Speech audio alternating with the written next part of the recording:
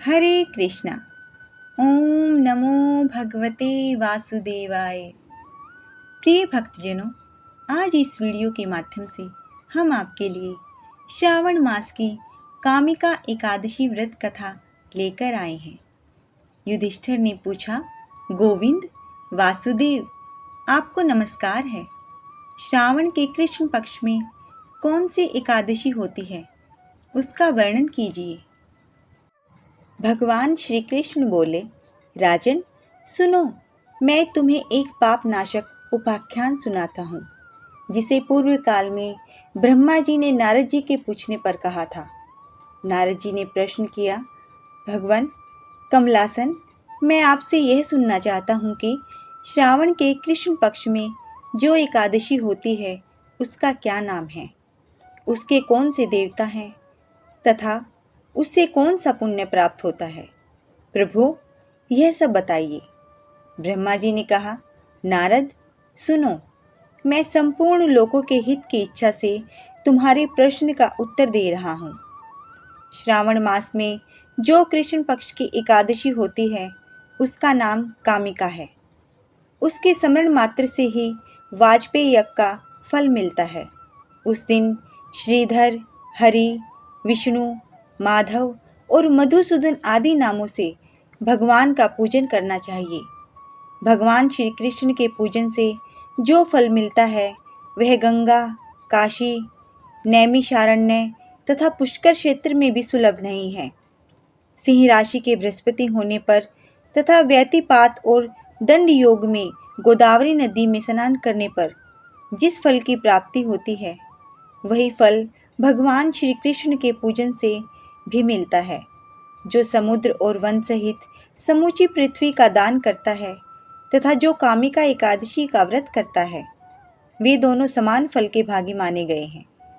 जो ब्याई हुई गाय को अन्यान्य सामग्रियों सहित दान करता है, उस मनुष्य को जिस फल की प्राप्ति होती है वही कामिका का व्रत करने पर मिलता है। जो नरश्रेष्ठ श्रावण मास में भगवान श्रीधर का पूजन करता है, उसके द्वारा गंधर्वों और नागों सहित संपूर्ण देवताओं की पूजा हो जाती है। अतः पाप भीरु मनुष्यों को यथाशक्ति पूरा प्रयत्न करके कामिका के दिन श्री हरि का पूजन करना चाहिए। जो पाप रूपी पंख से भरे हुए संसार समुद्र में डूब रहे हैं, उनका उद्धार करने के लिए कामिका का व्रत सबसे उत्तम है। अध्यात्म विद्यापरायण पुरुषों को जिस फल की प्राप्ति होती है उससे बहुत अधिक फल कामिका व्रत का सेवन करने वाले को मिलता है।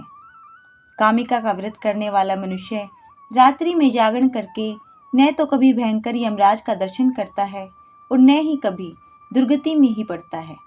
लालमणि, मोती, वैदूर्य और मूंगे आदि से पूजित होकर भी भगवान विष्णु वैसे संतुष्ट नहीं होते जैसे तुलसी दल से पूजित होने पर होते हैं। जिसने तुलसी की मंजरियों से श्री केशव का पूजन कर लिया है, उसके जन्म भर का पाप निश्चय ही नष्ट हो जाता है। जो दर्शन करने पर सारे पाप समुदाय का नाश कर देती है, स्पर्श करने पर शरीर को पवित्र बनाती है, प्रणाम करने पर रोगों का निवारण करती है, जल से सींचने पर यमराज को भी भय पहुंचाती है, आरोपित करने पर भगवान श्री कृष्ण के समीप ले जाती है और भगवान के चरणों में चढ़ाने पर मोक्ष रूपी फल प्रदान करती है, उस तुलसी देवी को नमस्कार है। जो मनुष्य एकादशी को दिन रात दीप दान करता है, उसके पुण्य की संख्या चित्रगुप्त भी नहीं जानते। एकादशी के दिन भगवान श्री कृष्ण के सम्मुख जिसका दीपक जलता है, उसके पितर स्वर्ग लोक में स्थित होकर अमृत पान से तृप्त होते हैं।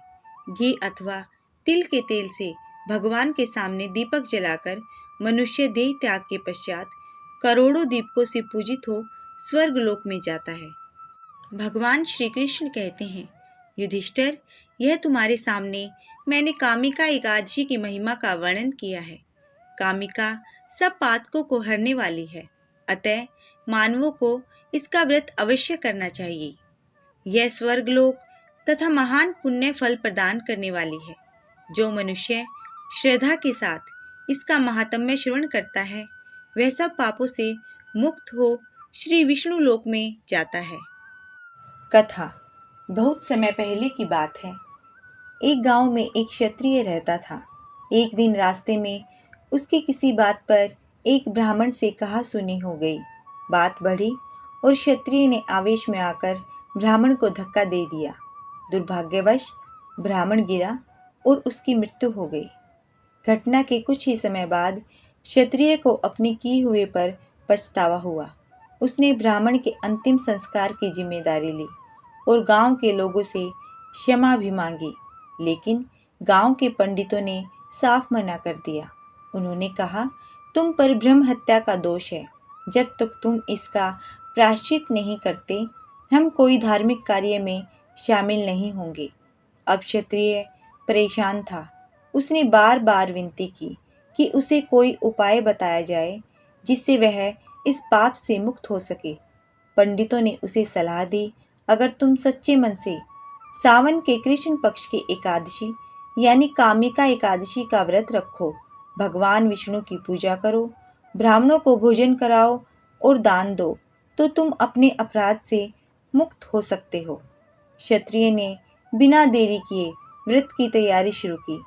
उसने पूरे नियमों के साथ उपवास रखा, भगवान विष्णु की पूजा की, तुलसी अर्पित की और रात भर जागरण किया। उसी रात उसे स्वप्न में भगवान विष्णु के दर्शन हुए। उन्होंने मुस्कुराकर कहा, तुमने सच्चे मन से प्रायश्चित किया है। तुम्हारे पुण्य कर्मों और भक्ति से मैं प्रसन्न हूँ। अब तुम ब्रह्म हत्या के पाप से मुक्त हो चुके हो।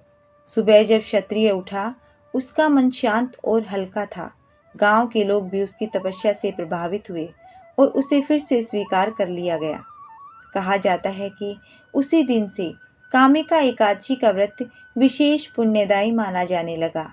इस व्रत की कथा केवल सुनने भर से ही यज्ञ के बराबर पुण्य मिलता है और अगर सच्चे मन से किया जाए तो सभी पाप धुल जाते हैं। एकादशी माता की आरती। ओम जय एकादशी माता, मैया जय जय एकादशी माता। विष्णु पूजा व्रत को धारण कर शक्ति मुक्ति पाता।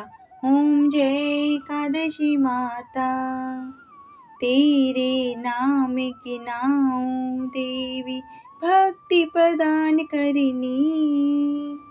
गण गौरव की देनी माता, शास्त्रों में वरनी। ओम जय एकादशी माता, मार्गशीर्ष के कृष्ण पक्ष की उत्पन्ना, विश्व तारिणी जन्मी। शुक्ल पक्ष में हुई मोक्षदा, मुक्तिदाता बन आई।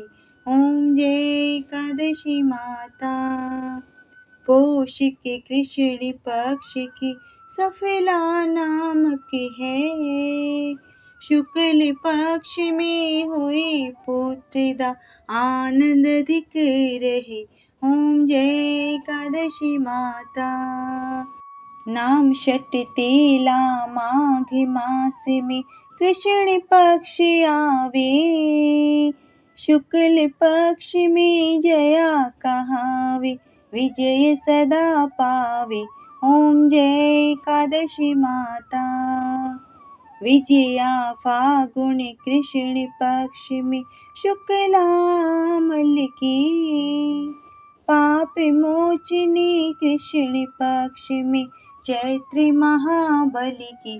ओम जय एकादशी माता, चैत्र शुक्ल में नाम कामदा, धन देने वाली। नाम बरूथिनी कृष्ण पक्ष में बैसाख माह वाली। ओम जय एकादशी माता, शुक्ल पक्ष में होई मोहिनी, अपराजेष्ठ कृष्ण पक्षी। नाम निर्जला सब सुख करनी, शुक्ल पक्ष रखी। ओम जय एकादशी माता, योगिनी नाम आषाढ़ में जानो, कृष्ण पक्ष करनी। देव शयनी नाम कहायो शुक्ल पक्ष धरनी। ओम जय एकादशी माता। कामिका श्रावण मास में आवे कृष्ण पक्ष कहिए। श्रावण शुक्ला होए पवित्रा आनंद से रहिए। ओम जय एकादशी माता। अजा भाद्रपद कृष्ण पक्ष की प्रियवर्तनी शुक्ला। इंदिरा आश्विन कृष्ण पक्ष में व्रत से भव सागर निकला। ओम जय एकादशी माता। पापा कुशा है शुक्ल पक्ष में आप हर निहारी। रमा मास कार्तिक में आवे सुखदायक भारी। ओम जय एकादशी माता। देव तथा ने शुक्ल पक्ष की दुख नाशक मैया। पावन मास में करो विनती पार करो नैया। ओम जय एकादशी माता। परमा कृष्ण पक्ष में होती जन मंगल करनी। शुक्ल मास में हुई पद्मिनी दुख दारिद्र्य हरिणी। ओम जय एकादशी माता। जो कोई आरती एकादशी की भक्ति सहित गावे। जन गुरु देता स्वर्ग का वासा निश्चय वह पावे। ओम जय एकादशी माता। बोलो एकादशी माता की जय। श्री हरि विष्णु की जय। आप सभी श्रोताओं से नम्र निवेदन है, यदि आपको कथा अच्छी लगी हो तो वीडियो को लाइक करें, शेयर करें, चैनल को सब्सक्राइब करें। धन्यवाद।